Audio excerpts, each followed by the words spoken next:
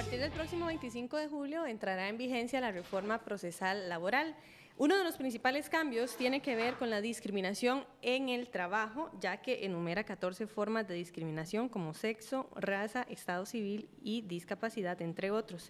Asimismo, se espera la oralidad en los procesos y los juicios se reducirán de 10 a 2 años. Por otra parte, aumentaron las obligaciones del empleador en el proceso, recayendo sobre él la carga de la prueba. Además, establece reglas claras sobre discriminación. Entre tanto, el trabajador tendrá derecho a defensa técnica gratuita y también podría conciliar en la sede judicial, administrativa o en centros privados. Y precisamente para ampliar ya este tema de fondo, hoy en RTN Revista nos acompaña Mauricio Castro, abogado, y también Francisco Gamboa, quien es economista. Bueno, un gusto tenerlos a los dos esta mañana. Un cambio importantísimo va a generar la reforma procesal laboral. Mauricio, sabemos que usted hace 17 años empezó con esta iniciativa.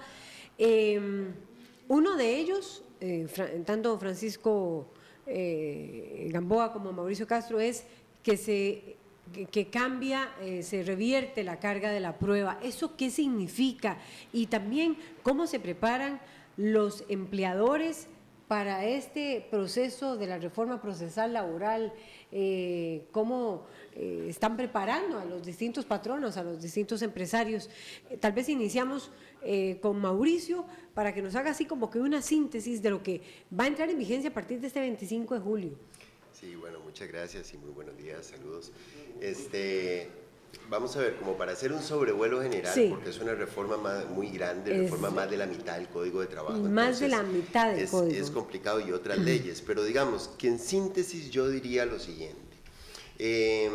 Costa Rica desde hace muchísimos años viene declarando derechos individuales y derechos colectivos del trabajo, pero todas las personas que nos escuchan, o muchas de ellas, sabrán que entre el dicho al hecho hay mucho trecho. Entonces, lo que la reforma hace, a mi juicio, es tratar de acortar esa brecha que hay entre la declaración de derechos y la práctica, la vida de las personas en las empresas e instituciones. Y lo hace en dos ámbitos. Lo hace tanto en los derechos individuales de las personas, que le paguen el aguinaldo, que le paguen el salario, que no la discriminen, etcétera, etcétera, como en lo colectivo, que es una parte muy importante. ¿Por qué? Porque normalmente, si solo pensamos en el cumplimiento de los derechos del trabajo por medio de los tribunales y por medio de la inspección, pues siempre se hace muy difícil. Yo siempre pongo la siguiente imagen. Uno ve a una pareja muy feliz, pero es hasta que se cierra la puerta y que quedan solos y solas adentro que uno sabe realmente qué es lo que pasa, y a veces lo que pasa no es de lo más agradable. Bueno, igual pasa en las empresas, a veces se ve muy bien, pero cuando se cierra la empresa, se va al inspector y el juez no está, ahí pasan cosas. Pasan cosas que a veces son muy buenas, a veces no lo son tantas. Entonces, ante eso, el derecho del trabajo y la reforma procesal laboral también, ¿qué es lo que hace? Genera una serie de protecciones para que los trabajadores se puedan aglutinar, se puedan agrupar y defenderse solitas y solitas como primera línea de negociación y de interlocución con el empleador. Entonces, en ambos ámbitos, en la defensa de los derechos individuales y los colectivos, se hacen cosas. En lo individual, ¿qué se hace? Varias cosas. Uno, digamos, yo normalmente, para que esto se entienda mejor, lo explico como en 3 peldaños de protección. El trabajador común y silvestre no va a poder seguir siendo despedido de la misma manera. Hoy por hoy, digamos, un patrono sencillamente le dice, te vas, y no le paga las prestaciones, y un año o año y medio después, cuando se establece el juicio, el trabajador se entera por qué fue que lo despidió. Ahora le va a tener que dar una carta obligatoriamente donde se le detalla por qué se le despide, y si no le da esa carta o no alega una causal de despido, ya en juicio no podrá alegar nada al empleador. Es decir, que si no le dio la carta o le puso que el despido era por reorganización o por otro tipo de cosas, y él demanda sus prestaciones y el patrón no alega una causal de despido, el juez le va a decir, usted no lo alegó en la carta de despido, ya no lo puede alegar acá. Entonces, casi que el trabajador en ese escenario tendría el juicio ganado.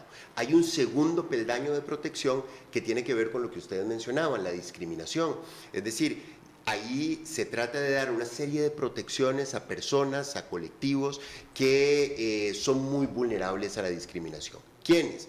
Bueno, las mujeres, todos sabemos que se les paga menos que a los hombres, por ejemplo, las personas con diferente orientación sexual, las personas que han denunciado hostigamiento sexual, qué sé yo, una diversidad por razones políticas, por razones religiosas, por afiliarse a un sindicato también. Todas esas personas, si son despedidas a partir de su afiliación al sindicato, de alguna de estas otras características que mencionaba, entonces pueden demandar al patrón un procedimiento que se llama sumarísimo. ¿Y por qué sumarísimo? Porque el juez tiene que quitar de su expediente todos los otros expedientes y resolver ese de primero.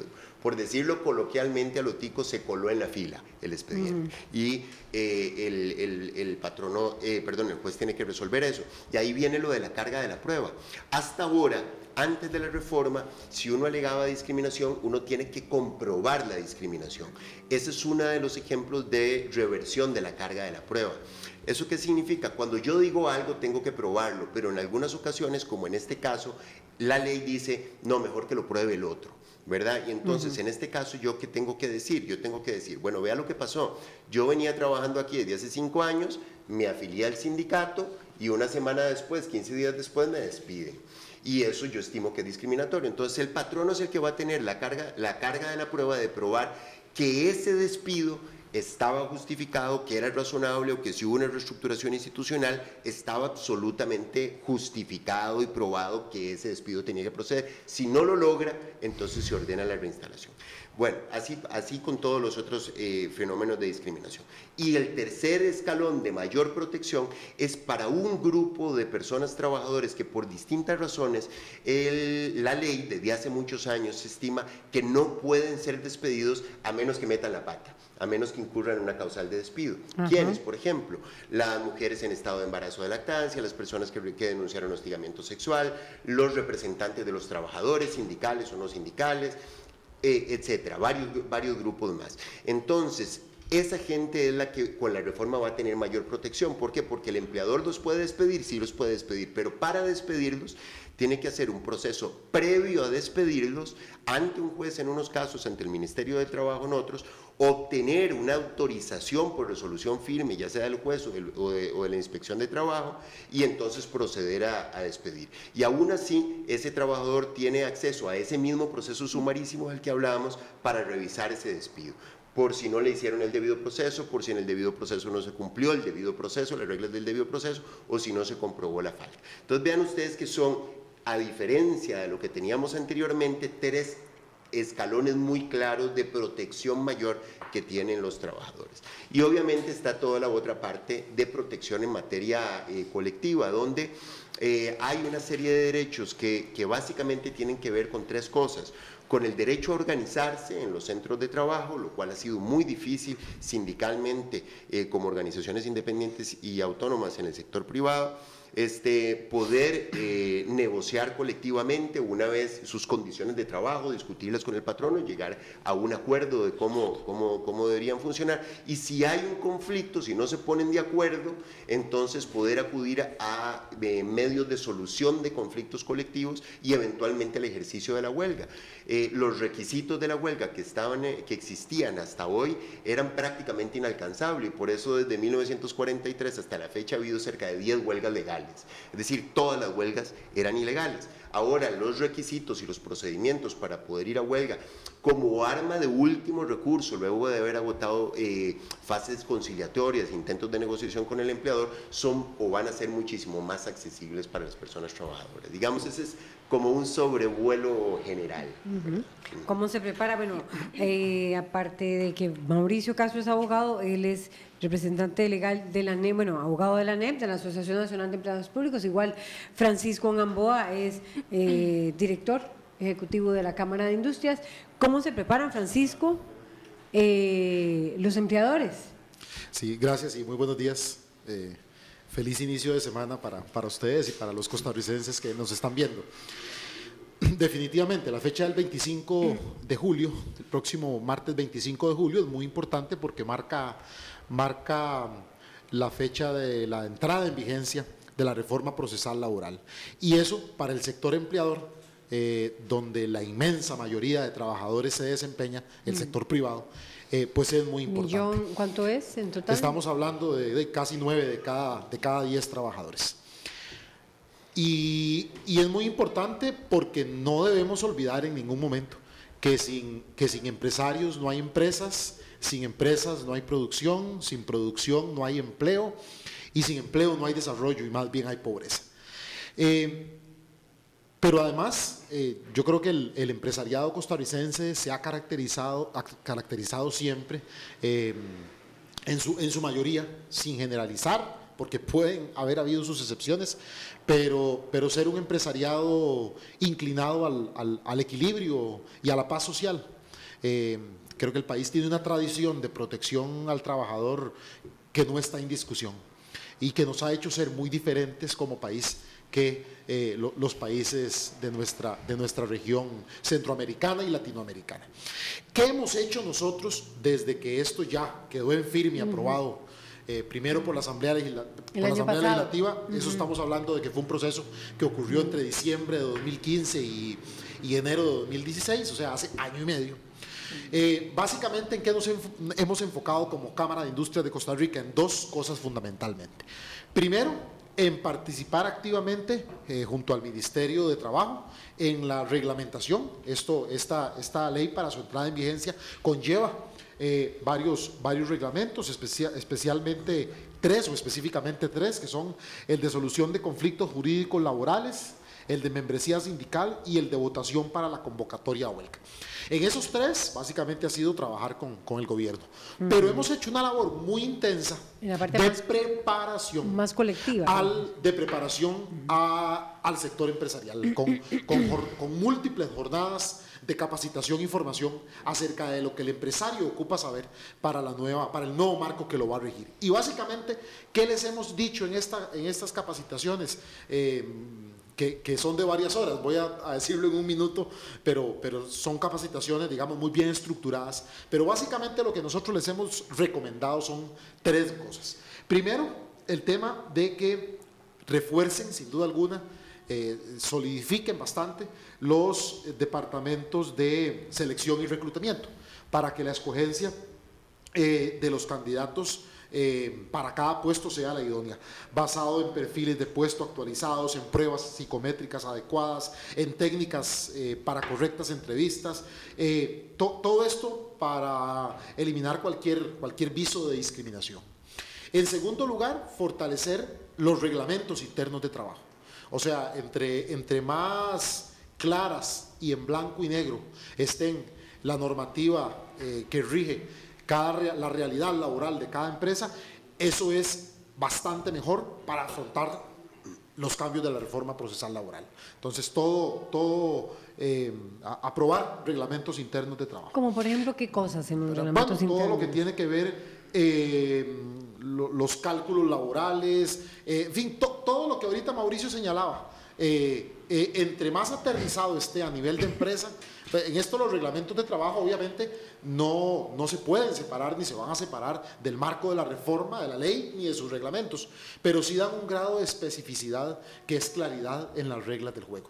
Y en tercer lugar, todo lo que es, aunque no lo dice la reforma, pero son cosas que se ocupan y que son buenas prácticas para convivir mejor con la reforma, es el fortalecimiento de los planes, de lo que conocemos como los planes de carrera y capacitación en las empresas, ¿verdad?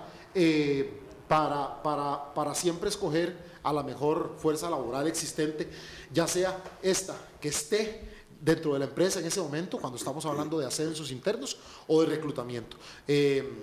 Repito, gran parte de estas medidas es para atacar o para, más bien no atacar, sino para estar bastante blindados y preparados, sobre todo por la amplitud que ganó en la reforma el tema de la discriminación que don Mauricio explicaba. Eso es lo que más, digamos, preocupa al sector empleador, el tema de la discriminación. O sea, ¿cómo el sector, hemos estado capacitándolo para que lleve de la mejor forma el tema de la discriminación y no se vea expuesto a ese tema?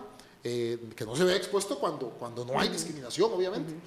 Y segundo, el tema de lo de la carta, ¿verdad? Hemos también hecho mucho énfasis, sí, de que la carta de despido, básicamente hubo que hacer casi que así de especificidad, preparación para la redacción de la carta de despido. O sea, ¿en qué sentido? En que la carta va a tener que cumplir con la formalidad de forma, pero también de fondo, de sustancia, que señalaba Mauricio. Mauricio Castro, ¿cómo lo ve usted? Bueno, el tema de la discriminación, porque ahora una persona puede alegar que puede ser discriminada, bueno, no solo por razones sindicales, ¿verdad? También, claro. Y por también razones de tipo personal, sexual. Bueno, son 14. Edad, 14.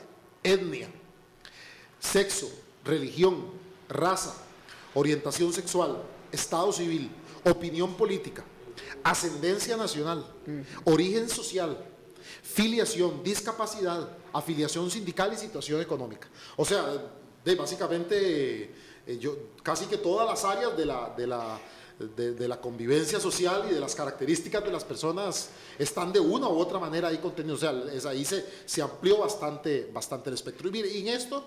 Y el artículo termina diciendo, entre otras. Exactamente, ¿verdad? En esto nosotros nos movemos en un país de derecho, estamos en un país en el que siempre lo que acuerden los poderes del Estado que tienen facultades para ello, lo respetamos, como fue la versión final que quedó aprobada de la reforma procesal laboral. En esto no puede quedar las cosas al 100% como le gusta a una parte o a la otra, ¿verdad? Posiblemente esta no sea la reforma procesal laboral, ni que le gusta 100% al sector obrero sindical o al sector empleador. Pero fue la reforma procesal laboral que la suma de voluntades políticas en el Congreso de la República finalmente aprobó.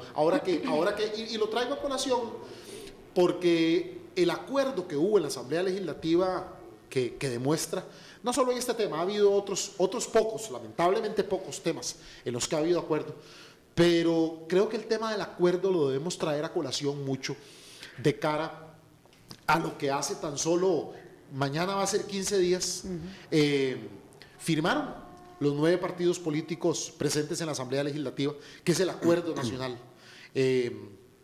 y sobre el cual nosotros en la Cámara de Industrias tuvimos una presentación a fondo de lo acordado por parte del facilitador Roberto Artavia el martes pasado, y emitimos un pronunciamiento de invitación a los partidos a que puedan ejecutar lo acordado y puedan incorporar a su oferta electoral, a sus programas de gobierno, lo acordado en ese documento. Así que creo que la reforma procesal laboral también al final terminó siendo pues un ejemplo de la posibilidad, de que es completamente factible el llegar a esos acuerdos. Es algo que comentábamos ahora Mauricio y yo antes de iniciar el programa. Sin duda, para subrayar y reforzar, digamos, tal vez 2 de los aspectos que se han tocado acá: discriminación y generación de acuerdos. Yo diría una cosa, tal vez que se nos quedó en el tintero con relación al tema de discriminación, que la reforma plantea discriminación en el empleo o con ocasión de él. Es decir, y por eso bien lo traía Francisco ahora en el tema de la selección de personal. Es decir, si yo no contrato a alguien, todavía no es trabajador o trabajadora, y no la contrato por alguna de esas causales, ¿verdad? Incurro en discriminación, incurro en responsabilidad, y eso es sancionable de acuerdo a la ley. Incluso el solicitar una prueba de embarazo, tengo entendido Totalmente, pues totalmente.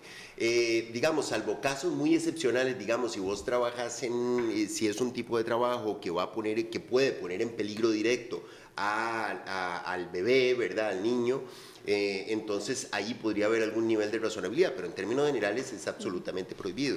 Pero entonces, ¿qué es lo que sucede? Les pongo un ejemplo que sucede en algunas fincas bananeras y piñeras, por ejemplo, que no solo hay discriminación, digamos, a la persona que se afilia sindicalmente, sino que estamos hablando de zonas donde muchas veces solo ese trabajo hay, y muchas veces no se contrata a los hijos o a los familiares de ese representante sindical o de ese afiliado sindical.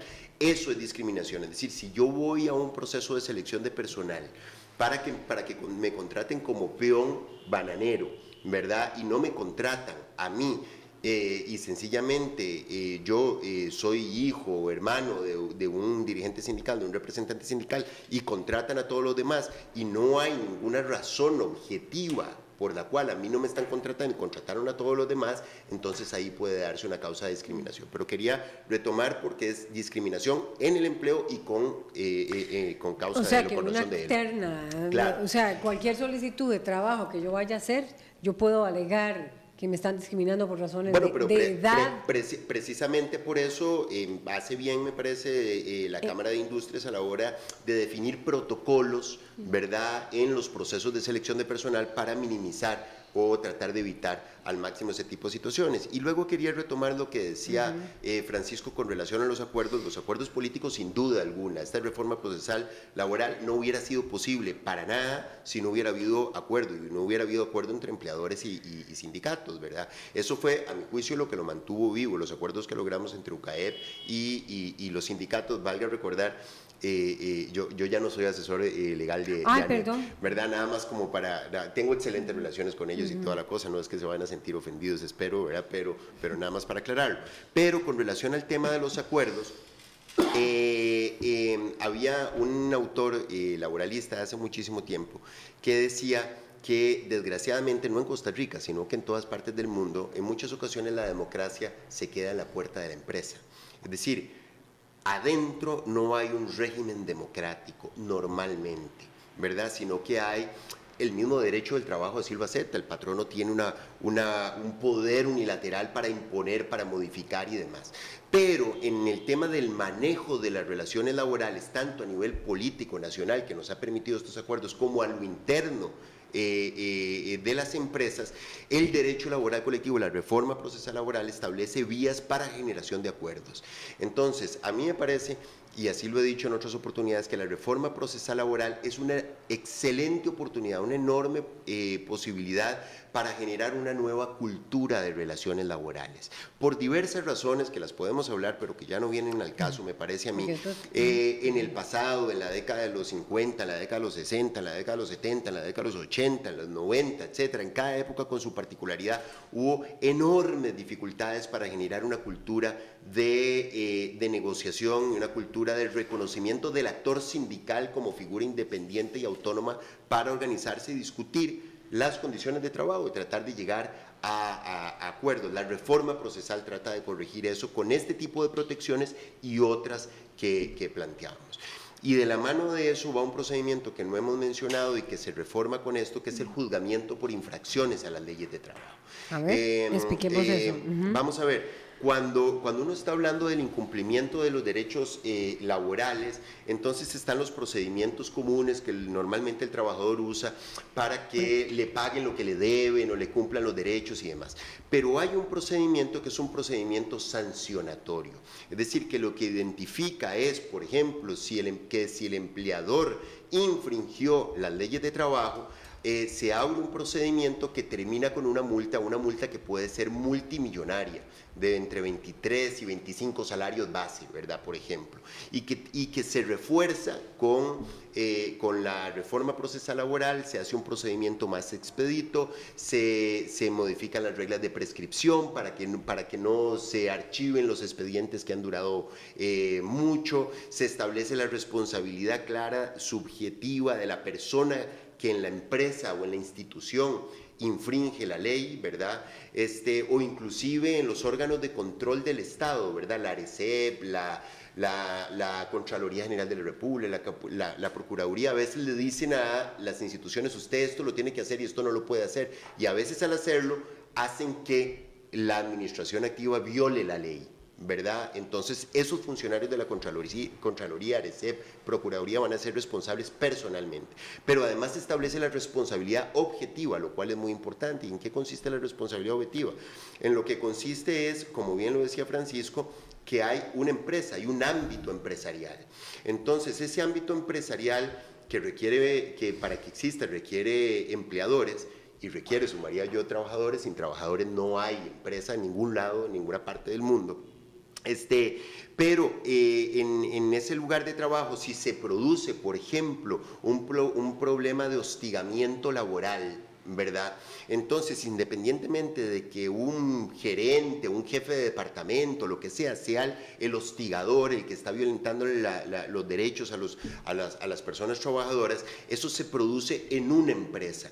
Y entonces, la ley establece que la empresa como tal tiene responsabilidad objetiva, es decir, la empresa tiene que velar, casualmente, como bien me parece lo está haciendo la Cámara de Industrias, de que esas cosas porque esas cosas no sucedan, ¿verdad? Y si no lo hace, si lo tolera, entonces hay una responsabilidad subjetiva de la persona que viola y una responsabilidad objetiva de la empresa. Entonces, ahí entre muchas otras modificaciones, esa otra pata, que es fortalecer las capacidades del Ministerio de Trabajo para velar, ¿verdad?, por el cumplimiento de derecho, como que nos empieza a cerrar el tema, junto con las modificaciones de los procedimientos judiciales. Los procedimientos se acortan, por decir algo, un juicio ordinario laboral antes tenía 3 instancias, había que ganar la primera, que había que ganar la segunda, había que ganar la tercera, ahora solo va a tener 2 instancias, por ejemplo. Este tema de la oralidad es muy importante, porque eso lo que hace es que se presenta el juicio escrito y el juez reúne a las partes, las oye, ve a los testigos y viéndole los ojos ahí mismo, al final de la audiencia, dice usted tiene razón, usted no tiene razón.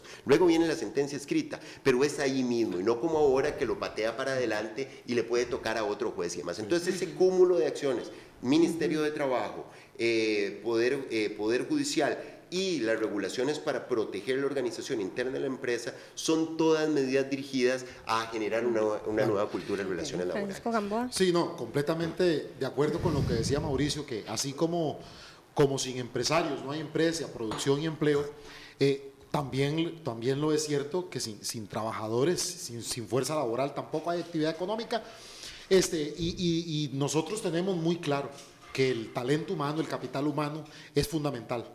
Yo creo que Mauricio lo sabe, el sector industrial se ha caracterizado siempre por tener altísimos niveles de formalidad y de apego a la ley. La única diferencia es que el capital que forma las empresas y con el que se forman y se fundan las empresas, se crean las empresas, tiene bastante mayor movilidad entre países que la fuerza laboral, ¿verdad? Ante una empresa que cierre en el país, y esto lo es todavía más cierto para las empresas que son de inversión extranjera directa, que son de otros países y que han venido a producir al país. Correcto. Pero también lo es cierto para empresas nacionales. Básicamente el cerrar la producción en Costa Rica y abrirla en otro país, eso es más factible, muchísimo más factible que los trabajadores que los trabajadores costarricenses se desplacen, ¿verdad? Lo cual además de que no es factible, no es deseable. O sea, ustedes tienen que pueda producirse con la reforma procesal laboral fuga de algunas empresas. En realidad, si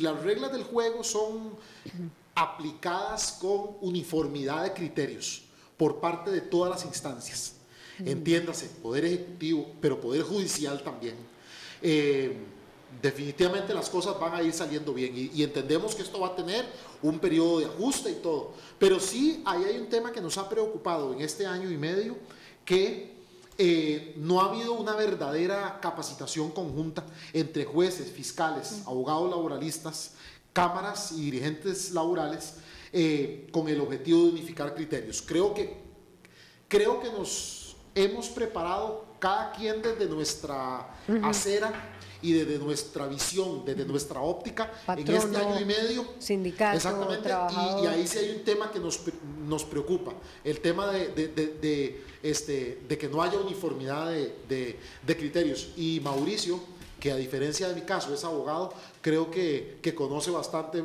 mejor las consecuencias de que no haya esa uniformidad. Entonces, el mensaje es ese, ¿verdad? El mensaje es definitivamente la estabilidad económica del país hay que protegerla a toda costa, ¿verdad? No podemos, ningún país ha salido adelante matando la gallina de los huevos de oro, que es el sector privado generando empleo, que generando empleo y por supuesto generando un desarrollo para ambas partes. Como le digo, la formación y el desarrollo del capital humano y del talento humano para nuestro sector al menos, y podría afirmarlo que para el sector productivo en Costa Rica es fundamental, casualmente porque es un activo que el país tiene. La fuerza laboral costarricense es un activo que el país tiene y la inversión que viene de otros lados así no lo reconoce. Vamos a leer los comentarios que tenemos en redes sociales, que más bien son algunas consultas y tal vez ustedes, que son los expertos en el tema, podrían ayudar a nuestros seguidores. Dice Olman Sequeira, quiero aclarar una duda. Yo transporto estudiantes. Con esta nueva ley, el asistente que viaja en la microbús y exige el CTP debe tener un salario mínimo. ¿Cuál es ese salario y si se debe asegurar? En mi caso, mi asistente es mi esposa. Esa es una de las consultas. Luego dice Almera, la reforma procesal laboral promueve la informalidad, ya que deja en indefensión al patrono contratos cortos sin derechos laborales para evitar lo engorroso y burócrata. Y también dice Juan Carlos Cruz, ¿qué harían los empresarios sin la fuerza de trabajo? Esos son parte de los comentarios. Para empezar con el segundo comentario, yo pienso que casualmente ese comentario es el enfoque que le va a dar problemas a los empresarios. Es decir, si se sigue, no sé cómo se llama la segunda persona. Si se hacen contratos, va a propiciar la informalidad, dice, y generar contratos cortos. Como está haciendo, como con la reforma va a haber que cumplir derechos, él lo que sugiere es contratar solo por 3 meses, ¿verdad? Es lo que yo desprendería de eso. Eso es ilegal y además, dependiendo de lo que sea, va a implicar una infracción a la ley de trabajo. Entonces, tenemos que lograr esa nueva cultura laboral. En lugar de esto, estar pensando, bueno, si es así, en efecto, nadie en este país quiere cerrar empresas, pero yo esperaría que nadie quiera también tener trabajo sin derechos. Es decir, todos queremos trabajo decente, no trabajo informal, no trabajo en condiciones precarias, no trabajo sin derechos, que es de alguna manera el que se sugiere cuando se plantea lo de contratos cortos. Entonces, tenemos que entender que probablemente el Código de Trabajo, era así, el Código de Trabajo desde 1943 hasta el año 2017 generaba una enorme cantidad de portillos y posibilidades para, incumpliendo los derechos, poder patear la bola para adelante y que no me sancionen, no cumplirlos, etcétera, etcétera. No es lo deseable, por supuesto, y hay empresarios y empresarias que hacen un esfuerzo de no hacerlo así, pero muchos de esos portillos se cierran. Entonces, o pasamos a una cultura de pensar que tenemos que cumplir y que por eso tenemos que más bien generar una prevención de la violación de derechos para no tener dificultades y más bien una cultura de negociación, inclusive con los colectivos de trabajadores, pues eso nos va a ahorrar muchísimos dolores de cabeza. Nos queda solamente un minuto. La pregunta que hacía otro televidente o seguidor en redes sociales sobre el salario mínimo, un acompañante en las busetas. Vamos a ver, allí lo que pasa es que obviamente me falta información para hacerle el diagnóstico, pero ¿qué es lo que sucede? Si una persona es trabajadora hay que cumplir los derechos. Entonces, esa persona que está ahí de asistente, yo necesitaría saber, bueno, ¿es trabajadora de quién? ¿Es trabajadora de su esposo que le vende servicios o es trabajadora de la empresa que le contrata el transporte? No lo sabría, pero si es una persona trabajadora y hay una serie de características que hay que llenar para eso, hay que cumplir con todos sus derechos laborales, incluido el salario. Para cerrar 30 segundos. Primero, nosotros hemos preparado a conciencia al sector productivo representado en nuestra Cámara y al sector productivo que se ha acercado a la Cámara a ser instruido sobre este tema. Lo hemos preparado de cara a lo que va a entrar, independientemente de si nos encanta o no nos encanta lo que va a entrar, las reglas del juego ya están establecidas y sobre ellas hemos preparado para minimizar la cantidad de problemas que haya a partir del 25 de julio. ¿Ustedes creen que puede darse una avalancha? Nosotros lo que esperamos que suceda es que bajo ninguna circunstancia la entrada en vigencia de la reforma procesal laboral sea una cacería de brujas en contra de patronos injustificadamente. Y para eso, pues, ojalá eso que nos preocupó de que en este año y medio no se haya sido tan profundo en una homologación de criterios, se vaya dando y nos vayamos acomodando en los meses subsiguientes a la entrada en vigencia de la reforma. Muchas gracias. Lo que quedó clarísimo, Francisco Gamboa y Mauricio Castro, Melanie, es que vamos a tener que hacer un programa todos los días a partir del 25 de julio de ese tema, porque casi que un consultorio legal, ojalá con las dos partes, porque es cantidad de personas que las está sorprendiendo el contenido de lo que significa un 50% de transformación del Código de Trabajo. Bueno, nos vamos.